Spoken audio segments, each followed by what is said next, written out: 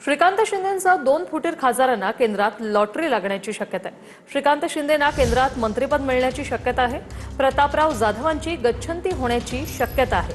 संजय जाधव, ओम राजेंना दीड वर्ष राज्यमंत्रीपद मिळणार अशी चर्चा आहे।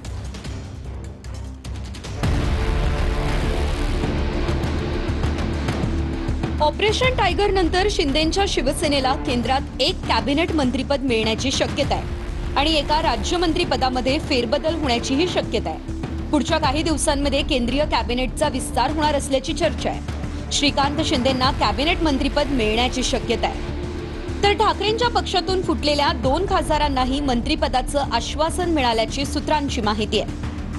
प्रतापराव जाधव यांच्याकडील राज्यमंत्रीपद हे फुटीर खासदार संजय जाधव यांना देण्याची चर्चा सुरू आहे।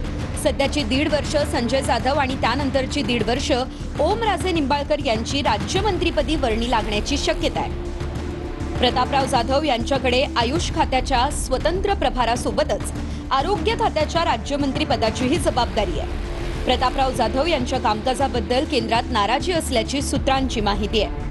दरम्यान प्रतापराव जाधव यांना वगळायचं की नाही यावरून शिंदे यांच्या शिवसेनेत चर्चा सुरू आहे। दरम्यान कॅबिनेट विस्तारापूर्वी खासदार श्रीकांत शिंदे आणि ओमराजे निंबाळकरांनी तिरुपती बालाजीचं दर्शनही घेतलं।